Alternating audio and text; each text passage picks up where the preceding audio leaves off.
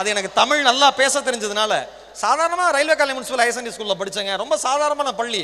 என் 11வது வரைக்கும் கிட்டத்தட்ட தூக்குச்சட்டியில் தான் நான் சாப்பாடு கொண்டு போயிருக்கேன். என் ஃப்ரெண்ட்ஸ்லாம் கிண்டல் பண்ணுவாங்க, என்னடா தூக்குச்சட்டியில் சாப்பாடு கொண்டு வரேன்னு. டேய், சாப்பாடு இருக்கேன்னு எனக்கு சந்தோஷம், அது எதில் வருதுன்னு எனக்கு வருத்தமே கிடையாதுன்னு நான். அதனால நீங்கள் எதை பற்றியுமே கவலைப்படாதீங்க நண்பா. உங்கள் தலைமுறையில் நீங்கள் வாழ்ந்து, நான் பெருமையாக சொல்லுவேன், நான் சம்பாதிச்சு எங்கள் அப்பா அம்மா கார் வாங்கி கொடுத்தேன், நான் சம்பாதிச்சு எங்கள் அப்பா அம்மாவுக்கு வீடு வாங்கி கொடுத்தேன். ஒரு தாய் தந்தையரின் முகத்தில் தன்னுடைய குழந்தைகள் நன்றாக இருக்கிறது என்கிற சிரிப்பு மாதிரி ஒரு உலகத்தில் மகிழ்ச்சி எதுவுமே இல்லை. ஒரு சின்ன விஷயம் சொல்கிறேன், 2 பேரை நீங்கள் வாழ்க்கையில் ஏமாற்ற ட்ரை பண்ணாதீங்க. என்னோட எக்ஸ்பீரியன்ஸில் சொல்கிறேன். அம்மா அப்பா, வழக்கமாக அம்மாவோட அன்பு எல்லாருக்குமே தெரியும். ஆனால் அப்பாக்களின் அன்பை பற்றி இந்த உலகம் பெரிதாக பேசுவது கிடையாது. அப்பாக்களின் அன்பு அம்மாவின் அன்பை விட 1000 மடங்கு பெரியது என்பதை அப்பாவை நேசிப்பவர்களுக்கு நன்றாக தெரியும். ஒரு குழந்தைய ஒரு அம்மா தன்னுடைய இடுப்பில் வச்சு தூக்குவாங்க, இப்படி கட்டி அணைச்சிக்குவாங்க. ஏன்னா தன் குழந்தை, என்னோட கரங்கள்ல இருந்து வெளியில போயிடக்கூடாது, அவனை பாதுகாப்பாக வளர்க்கணும் அப்படின்னு. தான் பார்த்த உலகத்தை மட்டும் தன்னுடைய குழந்தையும் பார்க்க வேண்டும் என்று நினைப்பவள் தாய். ஆனால் ஒரு தந்தை குழந்தையை தூக்குகிற பொழுது தோள்களில் வைத்து கொண்டாடுவான். ஏன் தெரியுமா?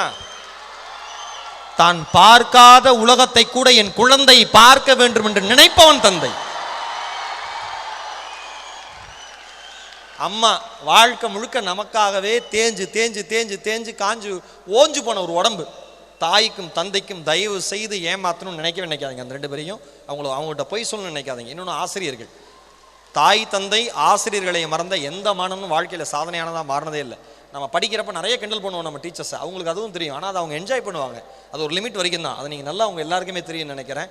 ஏன்னா ஆசிரியர்களை மதித்தவர் தான் அப்துல் கலாம். அவர் ஜனாதிபதியாக பதவியேற்ற அடுத்த நிமிஷம் யாருக்கு நன்றி சொல்ல விரும்புறீங்கன்னு கேட்டப்ப அவங்க அம்மா அப்பாவுக்கு சொல்லலை, பெரியப்பாக்கு சொல்லலை, பெரியம்மாக்கு சொல்லலை, சகோதரிக்கு சொல்லலை. யாருக்கு தெரியுமா சொன்னார்? ஆரம்ப காலகட்டத்தில் என்னுடைய பள்ளி படிப்பு தடைப்பட்ட பொழுது என்னுடைய பள்ளி கல்வி கட்டணத்தை செலுத்தி என்னை அடுத்த நிலைக்கு உயர்த்தி விட்ட அப்பாதுரை சாலமன் என்கிற கிறித்துவ ஆசிரியரும் சிவசுப்பிரமணிய ஐயர் என்கிற இந்து ஆசிரியரும் இணைந்து தூக்கிவிட்ட இஸ்லாமிய குழந்தை தான் இந்த அப்துல் கலாமாக உங்கள் முன் இருக்கிறேன். அந்த 2 தெய்வங்களுக்கும் என் நன்றினார். ஆசிரியர்களை மறக்காதீங்க, பெற்றோர்களை ஏமாத்தாதீங்க. இன்னொன்று, இந்த 4 வருஷம் படிக்கிறப்ப பின்னி பிணைவோம், ஃப்ரெண்ட்ஷிப்னு படித்து முடிச்சுட்டு அவன் வேலை வெட்டின்னு போகிறப்ப ஒன்றும் கான்டாக்டே இருக்காது.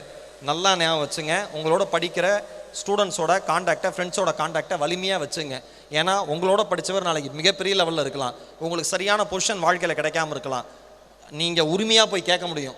அவர் ஒரு CEO ஆகிட்டார், இன்னும் நீங்கள் கரெக்டான போஸ்டிங் போல, நண்பா நான் இன்னும் கஷ்டப்படுறேன்டா அப்படின்னா உங்களுக்காக உதவுகிற முதல் கையாக அந்த நண்பனுடைய கை மட்டும்தான் இருக்கும்.